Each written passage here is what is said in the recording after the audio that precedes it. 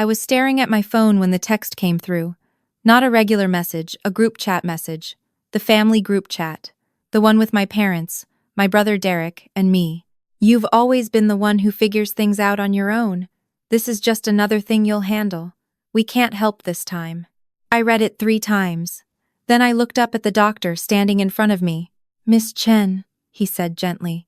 Did you hear what I said? We need to operate within the next 4 hours. Your gallbladder is inflamed and showing signs of infection. If it ruptures, you're looking at sepsis, which can be fatal. I heard you, I whispered. My hands were shaking. I need someone to pick up my daughter from school. She's 7. Her dad is deployed in Germany.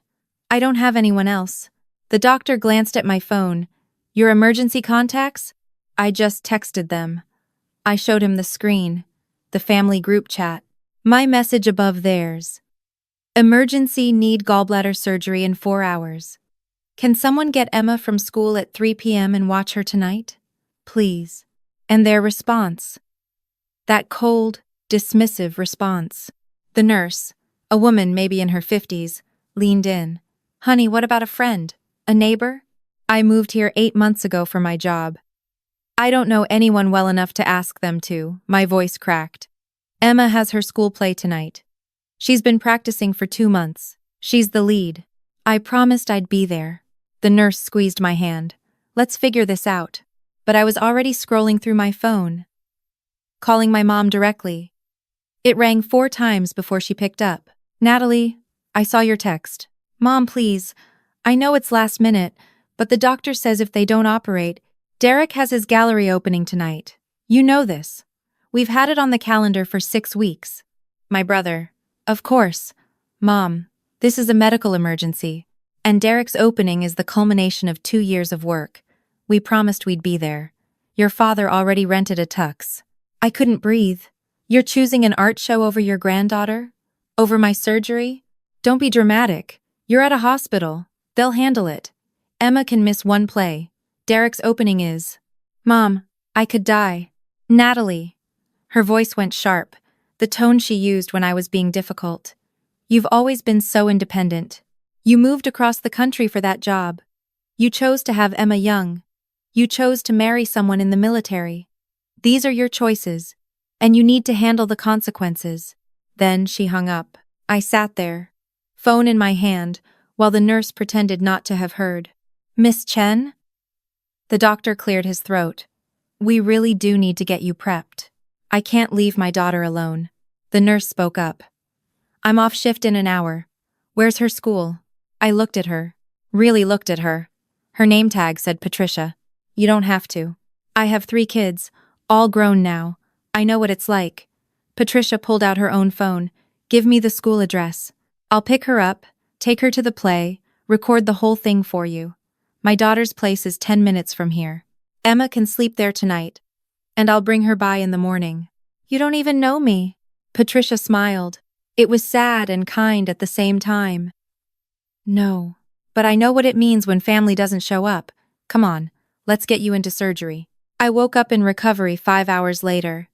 Groggy, in pain, alone. I reached for my phone. Dozens of messages, but none from my parents. None from Derek. There were messages from Patricia, though. Photos of Emma on stage, beaming in her butterfly costume. A video of her singing her solo. Another message. She was wonderful. We got ice cream after. She's asleep now. Don't worry about anything. A stranger. A complete stranger had done what my own mother wouldn't. I scrolled up to the family group chat. My parents had posted there an hour ago. A photo of them with Derek at his gallery. Dad in his tux. Mom in a cocktail dress. Derek in front of a massive canvas painting. The caption, "So proud of our son. What an incredible night. Not one word about me. Not hope Natalie's surgery went well. Not thinking of our daughter tonight." I started typing a response. Typed again, deleted again. Then my phone rang. Unknown number. Hello? Natalie? It's your Uncle Ray. I sat up too fast, gasping at the pain. Uncle Ray? My father's brother. The one I hadn't seen in almost 15 years. the one who'd been cut off after he'd called my dad out for giving Derek $50,000 to invest in a failed restaurant while refusing to co-sign my student loans. "How did you get my number?" Patricia called me. She's an old friend, worked with my wife at the hospital years back. She told me what happened.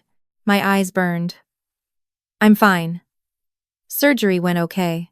"That's not what I'm calling about." His voice was gruff. "I'm calling because I heard your parents were at some art thing tonight instead of with you. Derek's gallery opening. It's important to him. And you're not?" I didn't have an answer for that. Ray sighed. "I'm in Seattle. I can be on a plane in 3 hours. Where's Emma?" "You don't need to." "Natalie, where is Emma?" So I told him. I told him everything. About the text. About Patricia. About waking up alone. And I cried, which made my incisions hurt, which made me cry harder. "I'll be there tomorrow morning," Ray said. "And we're going to have a conversation with your father." Ray showed up at 7 a.m. with coffee, bagels, and a stuffed unicorn for Emma. He was exactly how I remembered, tall, graying, with kind eyes that looked like my dad's but somehow warmer. He met Patricia in the hallway when she brought Emma by. I watched through the door as he shook her hand, then pulled her into a hug. "Thank you for being there when family wasn't." Emma launched herself at my bed. "Mommy, I was the best butterfly." Miss Patricia recorded everything. I hugged her carefully, breathing in her shampoo smell. "I'm so proud of you, baby." Ray settled into the chair beside my bed. "All right, kiddo. Tell me about this play while your mom rests." And he listened. Really listened. Asked questions about her costume, her lines, her favorite part. Later, when Emma was down in the cafeteria with a nurse's aide, Ray leaned forward. "How long has it been like this?" "Like what?" "You know what? Derek gets everything. You get independence." I picked at the hospital blanket. "It's always been this way. Derek's the artist. The sensitive one. The one who needs support. I'm the practical one. The one who doesn't need help. Except you do need help. You're human. You're their daughter." They say I made my choices. That I chose to move away. Chose my career. Chose Emma's father. And Derek didn't make choices? He chose art school over a stable career. He chose to ask them for money every time a gallery rejected him. Those are choices too, Natalie. But his choices get funded. Yours get judged. I'd never said it out loud. Never let myself articulate it. But hearing Ray say it made something crack open in my chest. "How much has he gotten from them?" Ray asked quietly. "I don't know exact numbers." "Guess." I closed my eyes. Art school was $60,000. The restaurant investment was $50,000. When that failed, they gave him $30,000 to recover and find himself in Europe for a year. His current studio rent is $2,000 a month, and they've been paying it for 18 months. That's over $36,000. Then there's his car. They bought him a new one last year when his old one died. $25,000. And they're covering his health insurance. I don't know what that costs.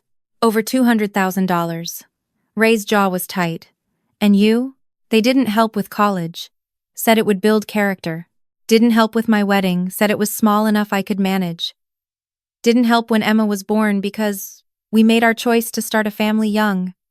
They sent her $50 for her birthday." Jesus Christ. Ray rubbed his face. "And last night, you needed them for 4 hours. 4 hours to pick up a child and watch a school play. And they couldn't do it because of Derek's gallery opening." When he said it like that, it sounded insane. "What was Derek's opening even for?" Ray asked. I pulled up Instagram on my phone. Found Derek's post. Local emerging artist showcase. 15 artists total. He has 3 pieces in it. Ray stared at the post. 3 pieces. In a group show. And they rented a tux. Dad always says Derek needs encouragement. That art is hard. And Derek needs to know they believe in him. And you don't need to know they believe in you? That crack in my chest widened. I was discharged 2 days later. Ray had rented a hotel room and basically moved in to take care of Emma and me. He drove Emma to school, picked her up, made dinner. He changed my dressings and made sure I took my pain medication on schedule. On day 3, my mom finally called. "Natalie, I heard you're out of the hospital." "Who told you?" "Derek mentioned it. He said you were fine." "Derek." I looked at Ray, who was making Emma a sandwich in my tiny apartment kitchen. Derek knows I'm out because he called to ask about borrowing our car next week. I mentioned you were probably home by now. Not how is Natalie. Not is she recovering. Just a side note in a conversation about lending Derek a car. Mom, why are you calling? I wanted to check on you. She sounded defensive. I've been busy. The opening was wonderful, by the way. Derek sold one of his pieces. That's great. He's so talented. The buyer wants to commission something. It's a big opportunity. Mom. What? I had surgery 3 days ago. You didn't call. You didn't text. You didn't visit. Silence. You're right there in the city, I continued. My hands were shaking. You're 30 minutes away. You couldn't come by for 20 minutes? Send flowers? Anything? Natalie, you know I don't do well with hospitals. And your father has been so busy with work. But you had time for Derek's opening. You had time to rent a tux and get dressed up and post photos on Facebook about how proud you are. This feels like an attack. It's not an attack. It's a question. Why is Derek's gallery opening more important than my surgery? That's not fair. You're twisting things. Ray walked over and held out his hand for the phone. I stared at him. He wiggled his fingers. I handed it over. Helen, it's Ray. I could hear my mother's sharp intake of breath even without speakerphone. Ray, I didn't know you were in town. I'm here because your daughter had emergency surgery and was alone. Because you and Tom chose a party over your child's medical crisis. Because your granddaughter needed someone, and you weren't there. This is none of your business. You made it my business when Patricia called me. A stranger called your daughter's estranged uncle because family wouldn't show up. We had commitments. Derek had a gallery opening. 3 pieces in a group show. Natalie was having her gallbladder removed and needed someone to watch Emma for one night. You chose Derek. Derek needed our support. And Natalie didn't? Ray's voice was ice. Silence. I've got bank records that say over 200,000. College, failed business, European vacation, studio rent, car, insurance. $200,000. What have you given Natalie? She never asks for help. She asked 3 days ago, in the family group chat, and you said no. I could hear my mother crying through the phone. Ray wasn't done. Do you know what you texted her? While she was sitting in a hospital, terrified, trying to find someone to care for her daughter? You told her she's always been the one who figures things out. Like her independence is a personality trait and not a survival mechanism because you never showed up. That's not fair. What's not fair is telling your daughter she has to handle a medical emergency alone because you need to clap for your son at a party. What's not fair is giving one child everything while the other gets told to be grateful for nothing. Derek is sensitive. Derek is 32 years old and has never held a job for more than 6 months. Natalie is 29, works 60 hours a week as a senior analyst, raises a daughter alone while her husband is deployed, and just had emergency surgery. Who needs support, Helen? Who? My mother hung up. Ray handed me back the phone. Thank you. I was crying. Thank you. Emma appeared in the doorway, clutching her stuffed unicorn. Why is Grandma making Mommy cry? Ray scooped her up. She's not, sweetheart. Your mom's just tired. Let's go read a book, okay? My father called that night. After Emma was asleep. After Ray had gone back to his hotel. Natalie. Hi, Dad. Your mother is very upset. I know. She said Ray ambushed her on the phone. That you're angry about Derek's opening. I'm not angry about the opening. I'm hurt that you chose it over me. We didn't choose. Dad, stop. Please stop. I was so tired. I needed help for 4 hours. 4 hours. I could have died on that operating table. Emma could have been left at school with no one to pick her up. And you went to a cocktail party. It wasn't a cocktail party. I don't care what it was. My voice broke. I don't care if it was the Met Gala. I needed you, and you weren't there. A nurse I'd never met did more for me in one night than you've done in the last 5 years. That's not true, isn't it? When's the last time you asked how I was doing? Not how work is, not how Emma is, how I am.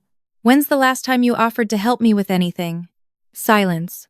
I can tell you when you last helped Derek, I continued. Last month. Studio rent. $1,800. Before that, his car insurance. Before that, a small loan for art supplies. You help Derek constantly. You've given him over $200,000. Did you think I wouldn't notice? Derek is struggling. And I'm not? Dad, I work 12-hour days. I'm raising a daughter alone. My husband has been deployed for 7 months. I'm drowning, and you don't see it because I don't ask for money. I ask for your time, your presence, your attention, and you can't even give me 4 hours. Natalie, you've always been so independent. Because you made me be. You taught me that asking for help was weakness, that needing support meant failure. And then you turned around and gave Derek everything because he's sensitive and artistic and needs encouragement. I was sobbing now. What about me, Dad? What about what I need? Did you ever think that maybe I need encouragement too? That maybe I need to know you're proud of me? That maybe I'm tired of being the strong one all the time? Of course we're proud of you. Then show me. For once in my life, show me. He was quiet for a long moment. I don't know what you want me to say. I want you to say you're sorry. I want you to say you should have been there. I want you to say you see me. More silence. Then, Derek needed us that night, and I hung up.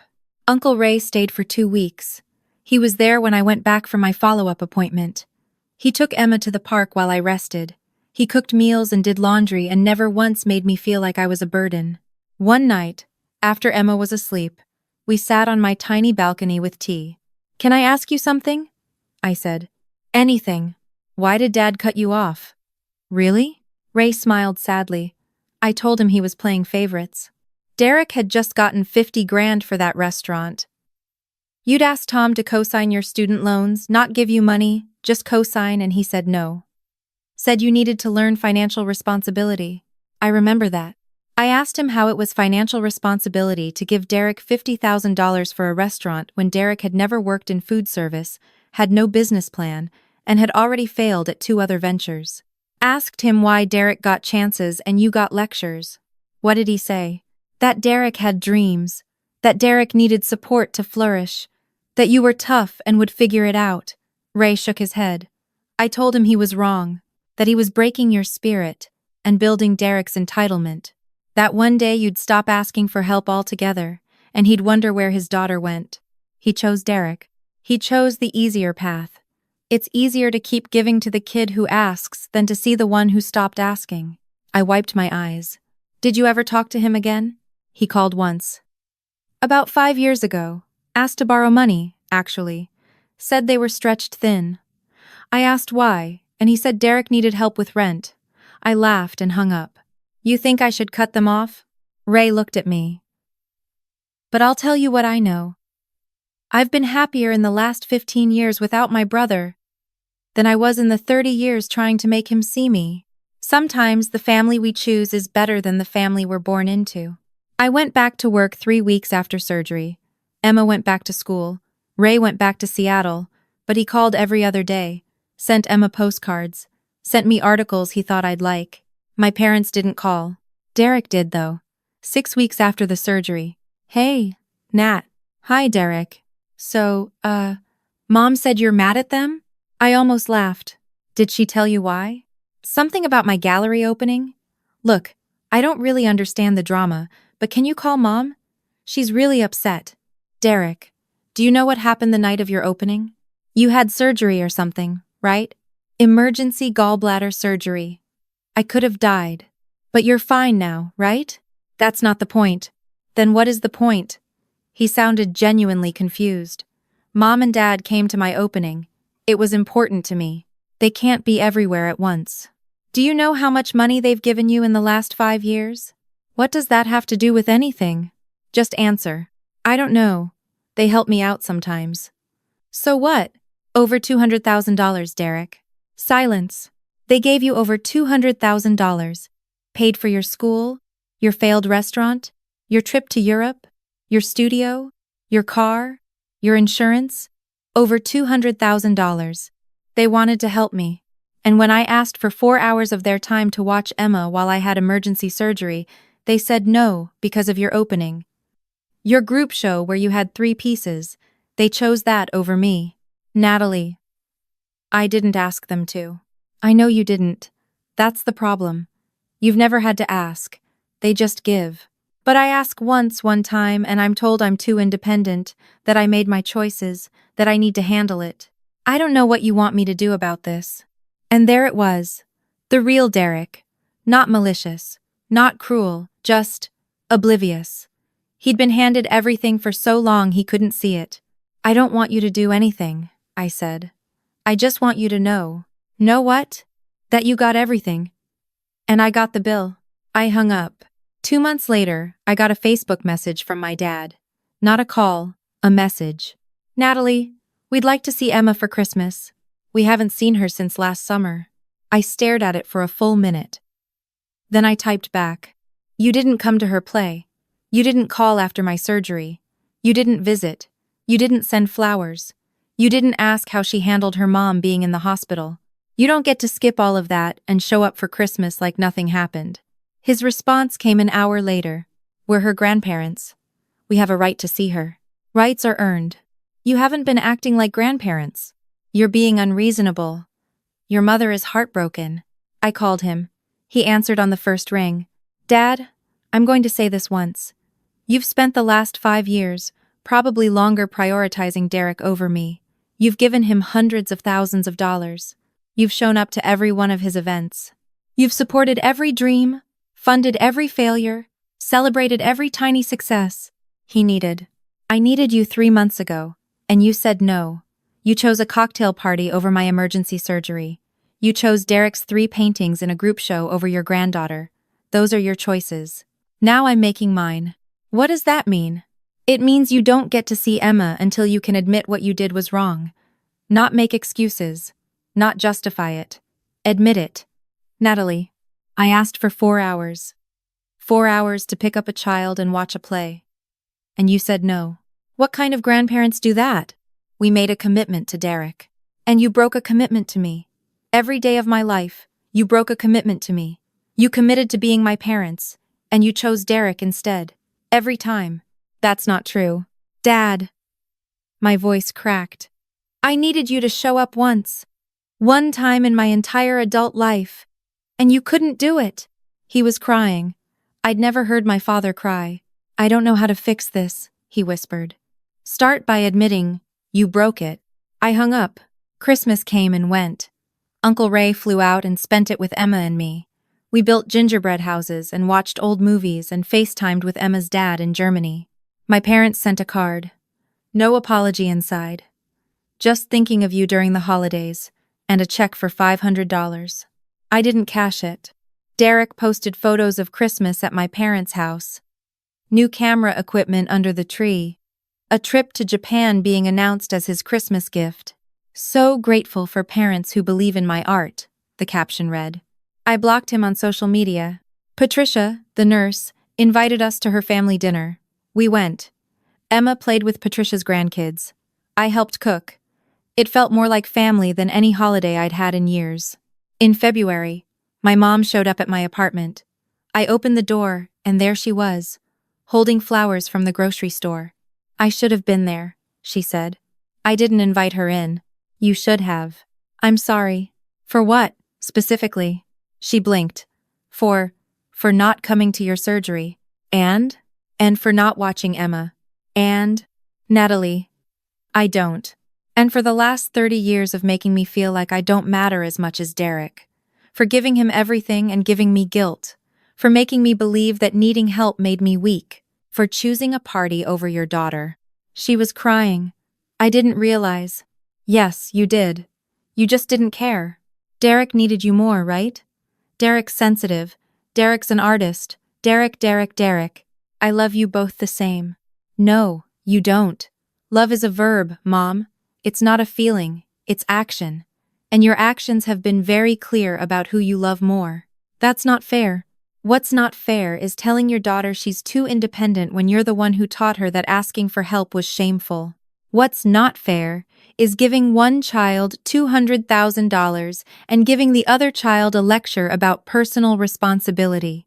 What's not fair is missing your granddaughter's school play because you had to clap for your son's 3 paintings.